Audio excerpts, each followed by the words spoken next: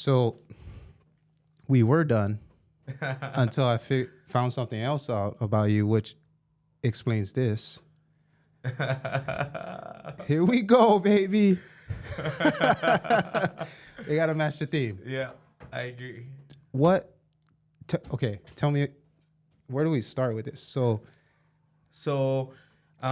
this year, I introduced a bill to have adult use for cannabis outside of the medical program. So what we call it at the legislature is dual use. So both medical and recreational use of cannabis. I think that one of the major factors for this is for us to create more revenue and economic stimulation for our islands. I think that one of the biggest things that we want to do is reinvest the funds that are created through a dual use program or adult use program of cannabis to go back to the community. And whether it's mental health treatment and increasing the services when it comes to that, education we can talk about, or even our transportation for our roads, allocating funds to go to that. We're still in discussions of what that could be like.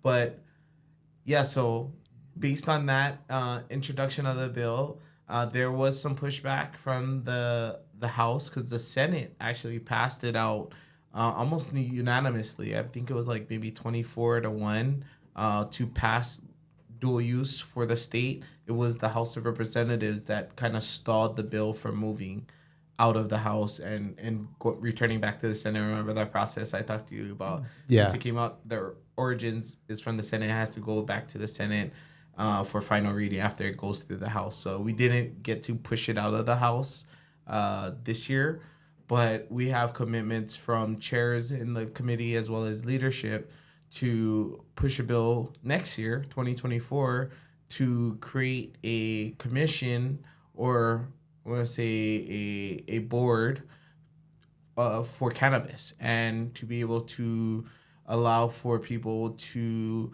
integrate into the cannabis market. I'm the chair of agriculture and food systems. Of course, cannabis is a plant, and so it'd fall under my committee, and it would be something that I would have to put on an agenda. We would hear it, get community input, and basically go from there in terms of moving the bill through the other committees that it would have to go through, probably judiciary, finance, for example, other committees that it would have to pass in order to get to where we want it to be, which is on the governor's desk. Which means once it's on the governor's desk, it's as good as like the rule has changed, the law has changed. So yes, we have a thing called effective dates for a bill. So say we pass a bill in May of this year. The effective date generally is like July 1st, maybe of this year, or it could be January 1st of the next year. Oh, okay. So for example, like if we pass a bill next year, 2024, the effective date will most likely be the following year, January 1st or something like that, to then allow for all the processes to get set up so that when legalization goes live, all of the pieces that need to be in place and the components that will make it a successful program are in place to be able to administer the program correctly and not get the pushback that a lot of other places get when it comes to talking about legalization of cannabis. So I moved to Oregon in 2003. Okay. Very, very green state. Graduated from Campbell High School in 2003. And then that fall, I was in Portland, Oregon. Okay. And we all know Portland, Oregon, a lot of the other West Coast states as well. But at that time, I believe Colorado was the only one who had even been like a trailblazer in terms of like medical use, right? Mm-hmm. So it's still new. Yeah. Like the green cross thing, the imagery and stuff that we associate with it. It was very new. And now, I mean, this is literally 20 years ago, right? And at that time, I had come from Hawaii, which I'm like, bro, you know what I mean? Just follow your nose if you like, you know what I mean? Right. So recreational use, like I recreationally smoke weed, basically. And so I was like, what are my options of not getting arrested? Yeah. I think in Hawaii at large, it's more of a kind of thing. You know what I mean? Like whatever. And when I went to Oregon, it was more like, I thought like it opened my eyes to cannabis as not just a recreational use to like feel good. You know what I mean? It kind of made me, it literally made me respect it more as a herb, as a plant, as a medicine, because I volunteered at a medical cannabis industry in Portland, Oregon. And me just thinking, oh, free bud, you know what I mean? I get trimming shoots. Like, it turned into something more deeper than that, because I was surrounded with these old white guys, basically, green thumbs, been growing for who knows how long. And they put me on game. Right. And then I started learning about it. And then it wasn't just recreational, like, yay type shit.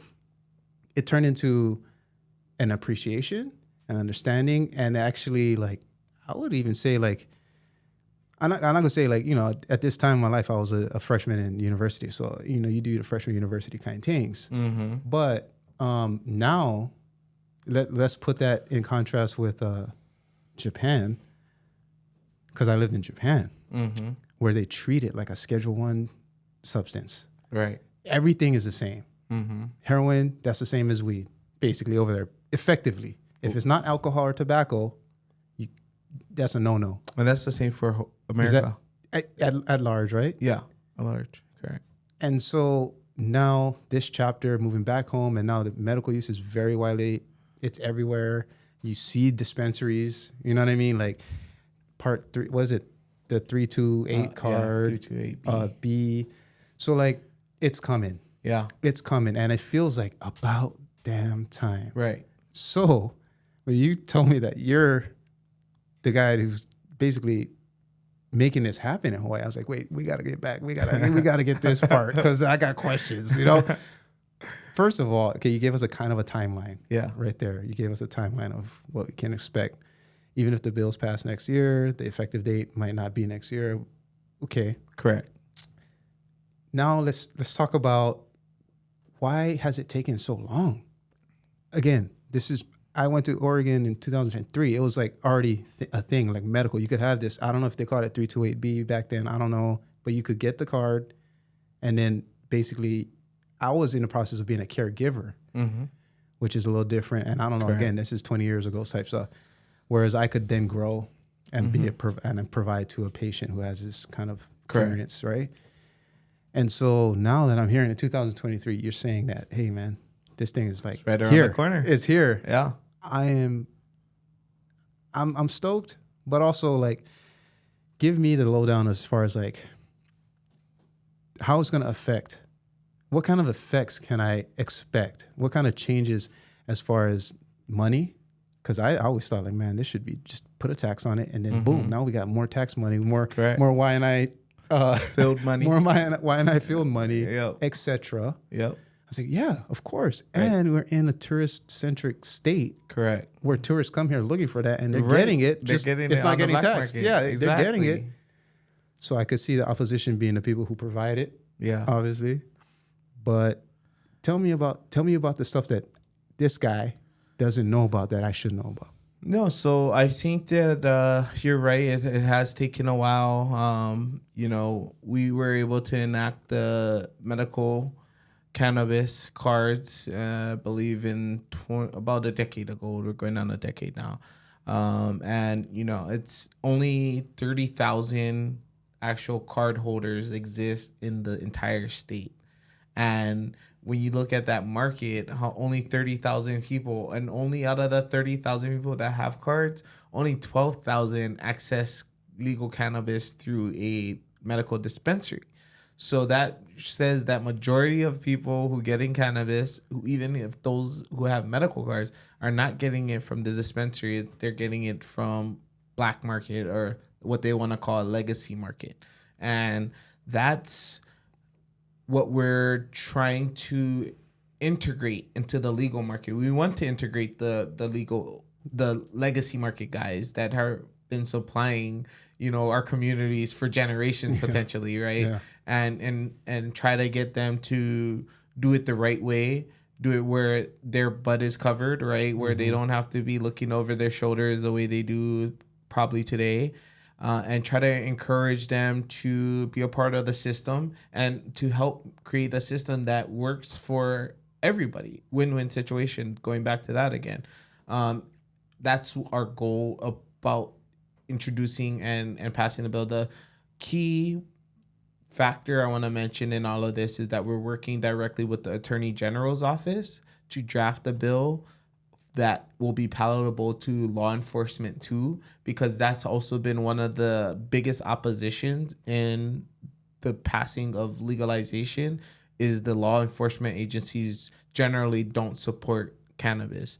That was my question. Who's the biggest opposer? And you're saying it's law enforcement. I want to say it's law enforcement. We also just had our city prosecutor, Steve Alms, come out against legalization as well. So generally speaking, it's law enforcement that are the biggest opponents. And then you also have concerned parents, which they rightfully deserve the right to feel the way they do or have concerns the way they do. And I think the important part about us drafting a bill that's a win-win is incorporating those ideas of that are coming from the parents and incorporating the ideas and the voices that are coming from the people and try to draft something that will kind of be a catch-all for everybody, but also have the key components to make sure that the program's successful, because we don't want an unsuccessful program, because that's two separate things, right?